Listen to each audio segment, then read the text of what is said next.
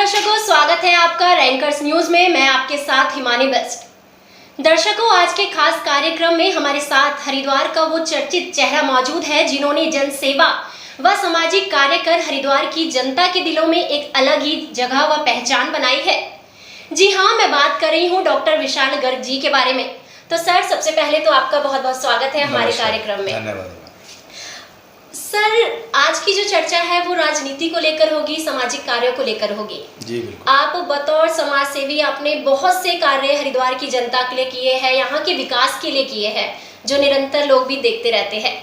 लेकिन अब सुनने में ये आ रहा है कि आप राजनीति में उतरने को तैयार हैं, तो उस विषय में कुछ बताएं। देखिए हिमानी जी, सन 2013 से मेरा सामाजिक सफर शुरू हुआ था और जब मैंने समाज में कार्य करना शुरू किया तो समाज के विभिन्न जगहों पे, विभिन्न हिस्सों में और अलग अलग जगह पे मैंने बहुत सारे सामाजिक कार्य किए। जहाँ भी जिस चीज़ की ज़रूरत पड़ी, चाहे वो शिक्षा के क्षेत्र में हो, चाहे वो मेडिकल के क्षेत्र में हो, मैं हर जगह गया। 2013 में मैंने डिस्ट्रिक्ट जेल के अंदर करीब 10 मेडिकल कैंप लगाए, जो मेरा सबसे पहला अचीवमेंट रहा।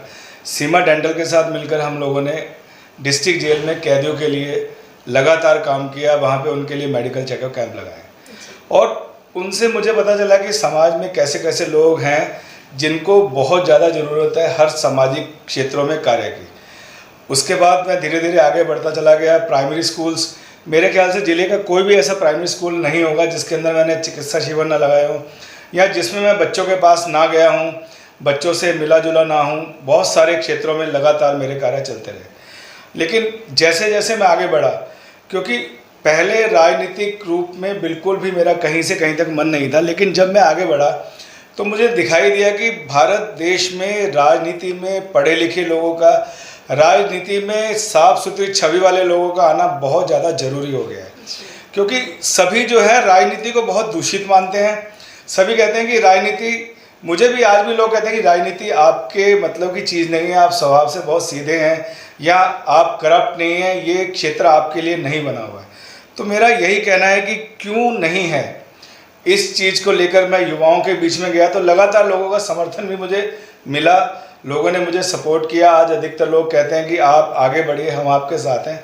तो मेरा मन बना कि क्यों ना मैं समाज के क्षेत्रों में, क्योंकि समाज में जितना कार्य मैं कर रहा हूँ उतना कार्य मैं कर पा रहा हूँ बिना किसी पद के। लेकिन अगर मैं किसी पद पे जाता हूँ तो मैं समाज में एक वाइडर रूप में, बड़े रूप में समाज की मदद कर पाऊँगा, समाज के लोगों के लिए ज़्यादा कार्य कर पाऊँगा। इस चीज़ को लेकर मेरा मन बना कि मैं राजनीति में किसी न किसी पद तक पहुँचूँ, ताकि जब मैं पहुँच जाऊँगा तो मैं समाज के ज़्यादा लोगों की मदद अपने हिसाब से कर पाऊँगा। जी, बहुत खूबी आपने बात कही है। अब ये जनता ये भी जानना चाहती है, अगर आप राजनीति में उतर चुके हैं तो ऐसा कौन सा पद है कि उसकी जिम्मेदारी को आप उठाना चाहते हैं? देखिए, हरिद्वार का वासी हूँ, माँ गंगा का प्रेमी हूँ, माँ गंगा के चरणों को रोज छूकर आगे बढ़ता हूँ, तो कहीं ना कहीं माँ गंगा का पुत्र हूँ। तो हरिद्वार शहर में मैं अपने आप को मेयर हरिद्वार के रूप में स्थापित करना चाहता हूँ, ताकि मेयर का जो पद है हरिद्वार क्षेत्र के लिए काफ़ी बड़ा भी है, हरिद्वार का क्षेत्र बहुत बड़ा है। तो मेरा यही मन है कि मैं उस पूरे क्षेत्र की सेवा मेयर के रूप में हरिद्वार वासियों को दे पाऊँ, कर पाऊँ। बात यदि मेयर पद की हुई है तो हरिद्वार के अंदर मेयर पद के लिए कभी भाजपा कभी कांग्रेस पार्टी के बीच कहीं ना कहीं तानातानी होती रहती है, तो क्या आपको लगता है इसके बीच में हरिद्वार का विकास कहीं दब चुका है? देखिए, हरिद्वार का विकास इस समय कहीं ना कहीं मेयर के रूप में देखा जाए तो, क्योंकि जो मेयर हैं वो हमारे कांग्रेस से हैं और जो बोर्ड है वो ज़्यादातर भाजपा का है, भाजपा के सदस्यों का है। तो ये तो राजनीति है। राजनीति में देखिए एक दूसरे की टांग खींचना बहुत नॉर्मल सी बात है, कॉमन बात है। तो कहीं ना कहीं जो हरिद्वार का विकास है वो बिल्कुल रुका हुआ है, क्योंकि कोई भी डिसीजन जो है वो मेयर नहीं ले पाती हैं ढंग से जो होने चाहिए। आज वहीं मैं देखता हूँ कि पूरा शहर जो है वो गंदगी से पटा पड़ा है। जो शहर के अंदर विकास होने चाहिए, विकास कार्य है, वो पूरे के पूरे नदारद हैं। अभी हमने देखा कोविड काल में बहुत बुरी तरह से शहर ग्रसित हुआ, घर घर में लोग बीमार पड़े थे और उन पूरे दिनों में मैंने मेयर हरिद्वार को शहर से बिल्कुल भी गायब देखा। वो कहीं भी मेयर जो है हरिद्वार शहर में दिखाई नहीं दिए, जबकि हम लोगों ने हर तरह से समाज की सेवा करने का बीड़ा उठाया और लगातार हर क्षेत्र में जैसे भी हम मदद कर सकते थे, चाहे वो राशन को लेकर हो, चाहे ऑक्सीजन को लेकर, ऑक्सीजन फ्लो मीटर को लेकर हो, या यहाँ तक कि हॉस्पिटलों में लोगों को एडमिशन दिलाना, जो कि वेंटिलेटर के रूप में हो या ऑक्सीजन बेड के रूप में, हम लोग पूरी पूरी रात जागे हैं और हम लोगों ने जनता की सेवा करी है और आगे भी लगातार चाहते हैं कि किसी पद पे पहुंचकर और ज़्यादा सेवा करें और अपने आप को हरिद्वार की जनता को समर्पित करें। बहुत खूब। अब मैं ये पूछना चाहूँगी, यदि आप मेयर पद पे जीत हासिल करते हैं, और ये तो हरगिज़ सी बात है क्योंकि आप हरिद्वार की जनता के दिलों में बसते हैं, धन्यवाद। यदि आप जीतते हैं तो आप किन कार्यों को प्राथमिकता देंगे? देखिए, सबसे पहले तो हरिद्वार जो है एक धार्मिक क्षेत्र है। हरिद्वार का एक अपना ओरा है। हरिद्वार वर्ल्ड के नक्शे पे जाना जाता है माँ गंगा की वजह से, और वहीं माँ गंगा की जो प्रतिष्ठा है उसको वापस दिलाने का जो कार्य है वो सबसे पहला मेरी प्राथमिकता रहेगी। दूसरा, आप लोग देखिए कि लोग वृंदावन में जाते हैं जी। वहाँ पे जैसे ही आप एंट्री करते हो तो आपके मन में एक ऐसे भाव पैदा होते हैं कि आपके मन से बरबस राधे राधे राधे राधे निकलना शुरू हो जाता है। मेरा यही मानना है कि जैसे ही हरिद्वार की धरती पे लोग एंटर करें तो माँ गंगा के प्रति ऐसी आस्था और श्रद्धा फूटे कि लोग माँ गंगा का नाम अपने मुख से बोलते हुए हरिद्वार के अंदर प्रवेश करें। माँ गंगा की सफाई, माँ गंगा घाटों की सफाई, शहर के अंदर विकास कार्य जो रुके पड़े हैं उन सभी कार्यों को, और एक वेस्ट मैनेजमेंट आज की डेट में हरिद्वार के लिए बहुत बड़ा सरदर्द है। जगह जगह कूड़े के ढेर लग गए हैं, उसको मैनेज करने का कोई भी साधन नहीं है। देखिए, डेनमार्क एक बहुत छोटा सा शहर है। हमारे शहर में लोग पन्नियों को लेकर इतने ज़्यादा चिंतित रहते हैं।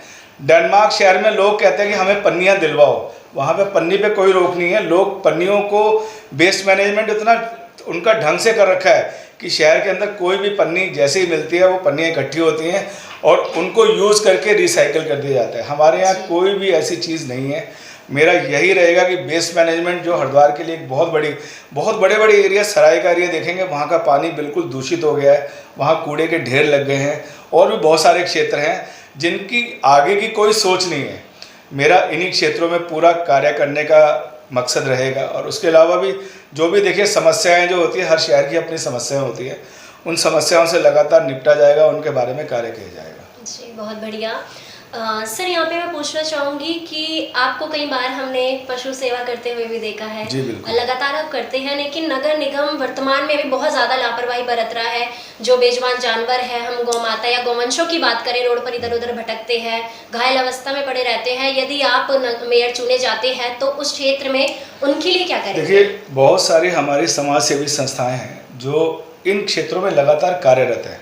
सरकार के अपने साधन होते हैं, सरकार हर क्षेत्र में कार्य नहीं कर सकती। अब आज देखिए आप, वैक्सीनेशन का इतना बड़ा ड्राइव माननीय प्रधानमंत्री जी द्वारा चलाया जा रहा है, जिसके अंदर करोड़ों लोगों को वैक्सीन डेली देश के अंदर लगाई जा रही है। हरिद्वार शहर के अंदर भी डेली हमें 10,000, 12,000, 16,000, 15,000 डोज मिलती हैं, वो डेली एक दिन के अंदर लगा दी जाती है। तो क्या सरकारी तंत्र से लगाई जाती है? नहीं, वो बहुत सारी समाज सेवी संस्थाएँ सरकार के साथ मिलकर कार्य करती हैं, तभी वो पॉसिबल है कि वो डोज इतने लोगों तक पहुँच पा रही है।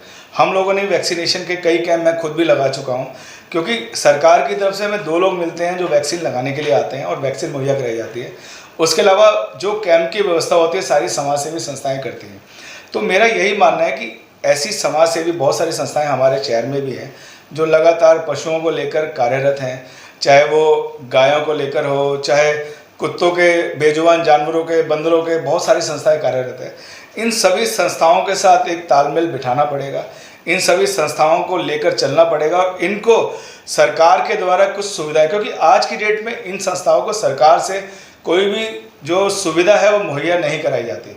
तो मेरा यही मत है कि इन सभी संस्थाओं के साथ बैठक कर मिलजुल कर इन सबको सरकारी स्तर पर भी कुछ जो सुविधाएं हैं वो मुहैया कराकर हम लोग कोशिश करेंगे कि हरिद्वार के जितने भी बेजुबान जानवर हैं उनको सही तरीके से उनको ट्रीट किया जा सके, उनकी सेवा की जा सके और वो कोई भी जानवर जो है भूख से परेशान होकर या जख्मों से कोई भी जानवर जो है बेजुबान जानवर परेशान ना रहे। जी, बहुत सही बात है। अब एक और सवाल ये कि यदि आप चुनावी दंगल में उतरते हैं तो कौन सी पार्टी में जाना चाहेंगे और आखिर क्यों? देखिए, फ़िलहाल भाजपा का सेवक हूँ, भाजपा का कार्यकर्ता हूँ, तो मैं तो अपनी ही पार्टी से चाहूँगा कि पार्टी मुझे सेवा का मौका दे और पार्टी मुझ पर विश्वास जताए। तो अगर पार्टी ने कहीं ना कहीं मुझ पर विश्वास जताया तो हरिद्वार वासियों के लिए मैं सेवा का बिल्कुल अपनी पूरी जी जान लगाकर उनकी सेवा भी करूँगा और पार्टी का सच्चा सिपाही हूँ, उनके साथ लगातार कार्य करूँगा। जी, भाजपा से आप रहेंगे और आपको क्या लगता है कि ऐसा कौन है, कौन सा व्यक्ति है कांग्रेस से जो आपको टक्कर दे सकता है? देखिए, मैं एक समाज में अपनी छवि इस तरह से स्थापित कर चुका हूँ जी। कि अगर मुझे पार्टी से मौका मिलता है तो मुझे नहीं लगता कि शहर में कोई भी व्यक्ति मुझे टक्कर देने के लायक मेरे सामने खड़ा हो पाएगा। जी, बहुत खूब, बहुत अच्छा आपका जज्बा है और यही जज्बा बना रहे तो जीत आपको ज़रूर हासिल होगी। भाजपा की यहाँ पे बात आई है तो आपको क्या लगता है कि वर्तमान में भाजपा जो सरकार है वो किस तरह से देश का विकास कर रही है, उत्तराखंड या हरिद्वार का विकास हुआ है? देखिए, भाजपा सरकार में लगातार विकास कार्य जो है बहुत ज़बरदस्त तरीके से चल रहे हैं। चाहे आप सड़कों को ले लीजिए, मैं कल ही दिल्ली के रास्ते में था और मैं 2.5 घंटे में हरिद्वार से दिल्ली पहुंच गया। इतने अच्छे जो राजमार्ग हैं वो मेरे ख्याल से जितने भाजपा सरकार ने 7 साल के अंदर नितिन गडकरी जी के उसमें जो राजमार्ग पूरे देश के अंदर जो जाल बिछाया है, यहीं उत्तराखंड में ले लीजिए, ऑल वेदर रोड का कार्य है, बहुत ज़बरदस्त तरीके से ऑल वेदर रोड का कार्य चल रहा है। उसके अलावा भी देखिए बहुत सारे कानून, मैं धारा 370 को कश्मीर से हटाना, देखिए कश्मीर भारत का एक अभिन्न अंग है और उसको लेकिन कोई भी राजनीतिक पार्टी इस चीज़ को कबूल मानते तो थे लेकिन कबूल नहीं कर पा रहे थे। भाजपा ने 35 आर्टिकल धारा 370 को हटाने का एक ऐसा कार्य किया जो कश्मीर की अलगाववादी पार्टियां वो लगातार ये कहती थी कि कत्लेआम हो जाएगा और कोई तिरंगा उठाने वाला नहीं बचेगा। मेरे को आज भी याद है महबूबा मुफ्ती का वो बयान। तो मैं ये कहना चाहूँगा, देखिए सब कुछ हुआ और उसके बाद भी देश में अमन व चैन भी बना रहा। उसके अलावा और भी बहुत सारे कार्य लगातार पार्टी के द्वारा किए जा रहे हैं। तो मेरा यही मानना है कि भाजपा देश के लिए एक ऐसी पार्टी है जो देश को लगातार तरक्की के ऊपर लेकर जा रही है। देश जो है अपनी एक छवि जो पूरे विश्व में होनी चाहिए थी वो कोविड काल के अंदर देश ने बनाई। दूर दूर तक हमारा कोविड मैनेजमेंट जो है वो पूरे विश्व के अंदर छाया प्रधानमंत्री मोदी जी के नेतृत्व में। उसके अलावा वैक्सीन की ड्राइव देखिए आप, करोड़ों लोगों को हम वैक्सीन लगा चुके हैं, जबकि बहुत सारे देश ऐसे हैं। हमारे यूपी को ले लें तो उसकी जो जनसंख्या है वो पूरे विश्व के 90 देशों से ज़्यादा है। उसके बावजूद भी हम इतने लोगों को वैक्सीन लगा चुके हैं। करोड़ों लोगों को मुफ्त में वैक्सीन देना कोई मामूली बात नहीं है। करोड़ों लोगों को मुफ्त में अनाज देना कोई मामूली बात नहीं है। लगातार सरकार ने, देखिए कोविड एक ऐसी चीज़ थी जिसका किसी के पास कोई इलाज नहीं था, कोई मैनेजमेंट नहीं था, लेकिन प्रधानमंत्री मोदी जी ने कोविड के ऊपर इतना अच्छा मैनेज किया, जनता का धैर्य बनाए रखा। दूसरी लहर आई, उसके भी अंदर बहुत सारे हमें देखने को मिले दिक्कतें, लेकिन फिर भी सरकार ने उन पर नियंत्रण पाया। और थर्ड वेव की अगर हम मानते हैं, मैं तो चाहूँगा कि भगवान ना करे कि हिंदुस्तान में अभी वैक्सीनेशन का काम बहुत तेज़ी से हिंदुस्तान में चल रहा है। उसके बावजूद भी अगर थर्ड वेव आती है तो उसकी भी पूरी तैयारी में हम लोग हैं और जनता बिल्कुल भी घबराने की जनता को ज़रूरत नहीं है। और उसके अलावा समाज के लोग भी लगातार सरकार का साथ देते हैं और किसी भी तरह की परेशानी जनता को किसी भी समय, क्योंकि भारत एक ऐसा देश है जिसमें लोग आपसी व्यवहार के लिए, आपसी भाईचारे के लिए, मेलजोल के लिए जाने जाते हैं। वो मेलजोल भाईचारा हमेशा बना रहे और हमारा यही मानना है कि भाजपा सरकार जो है वो आगे भी ऐसे ही देश को उन्नति के शिखर पर बढ़ाता रहे। जो विश्व में भारत का एक मान हुआ है वो ऐसे ही बढ़ता चला जाए मोदी जी के नेतृत्व में। जी, बहुत खूब। एक और सवाल मेरा ये है कि आप जिस क्षेत्र से आते हैं, रानीपुर क्षेत्र, वहाँ पे जब भी बरसात होती है तो जल भराव हो जाता है, काफ़ी देखा होगा आपने। तो क्या कभी उसकी शिकायत या समस्या आपने किसी से कही नहीं? बहुत समस्या उसकी लगातार हमने उठाई और हमारे क्षेत्र के विधायक मदन कौशिक जी ने बहुत सीरियसली उस चीज़ को लिया भी है। अभी वहाँ पे जो है एक ओपन नाला बनाया गया है वहीं पे चंद्राचार्य चौक के ऊपर, और इस बार बरसात में भगवान की दया से पानी बिल्कुल नहीं मिला। देखिए हमारे यहाँ क्या है कि सामने चारों तरफ पहाड़ लगते हैं और जो हमारा रानीपुर क्षेत्र है वो कहीं ना कहीं किसी समय में तालाब था। आदमी ने अनियोजित विकास, इसे मैं कहूँगा अनियोजित विकास, कहीं ना कहीं हम लोग विकास की तरफ बढ़ रहे हैं। हमने वो तालाब, वो छप्पड़ जहाँ पे पानी भरा करते थे वहाँ पे लोगों ने मकान बना दिए। लोगों ने अपने घरों के आगे स्लैब ऐसे डाल दिए कि नाले बिल्कुल बंद हैं, चौक हैं। देखिए कहीं ना कहीं जनता को भी जागरूक होना पड़ेगा। बारिश एक प्राकृतिक आपदा, अभी हमने देखा कश्मीर में, धर्मशाला में, अभी वहाँ पे बादल फटे तो कितना बुरी तरह से वहाँ पे त्राही हुई। तो कहीं ना कहीं ये जनता को भी जागरूक होना पड़ेगा। आपको अपने घरों के आगे की निकासी को देखना पड़ेगा। आपको आपके घरों के आगे जो नाले आपने बंद कर दिए हैं, जो आपने स्लैब्स बड़े बड़े डाल के आपने नालों के जो पानी के, देखिए पानी एक ऐसी चीज़ है जो कहीं नहीं रुकने वाली। वो पानी पहाड़ों से बहुत तेज़ मात्रा में और बहुत अधिक मात्रा में आता है, और बीएचएल से भी लगातार बात करके अब भी कुछ पाताल तोड़ कुओं की भी बात हुई है। तो इस बार जो है मुझे नहीं लगता कि हरिद्वार में जो चंद्राचार्य चौक पे है वहाँ पे जल भराव होगा, और काफ़ी अच्छे तरीके से इस बार पानी की जो ओपन नाले जो बने हैं, हमारे माननीय विधायक जी ने वहाँ पे, मदन कौशिक जी ने बनाए हैं। बहुत गहरी सोच कर, हरिद्वार एक ऐसा शहर है जिसमें चारों तरफ 90% वहाँ पे सीवर लाइन जो है बिछ गई है। और भूमिगत लाइनों के बारे में बताना चाहूँगा आपको। भूमिगत लाइनें जब ये डल रही थी तो लोगों का बड़ा विरोध था कि गड्ढे हो रखे हैं, लोग परेशान थे। आज देखिए ना, आप आंधी तूफान आ रहे हैं तो कहीं भी लाइटें नहीं जा रही हैं, कभी कहीं खंबे नहीं गिर रहे हैं, बड़े बड़े खंबे तारे। जैसे आंधी शुरू होती थी आपकी बिजली गुल हो जाती थी घंटों के लिए, लेकिन आज देखिए आप भूमिगत लाइनें पड़ने के बाद आपकी बिजली गुल नहीं है।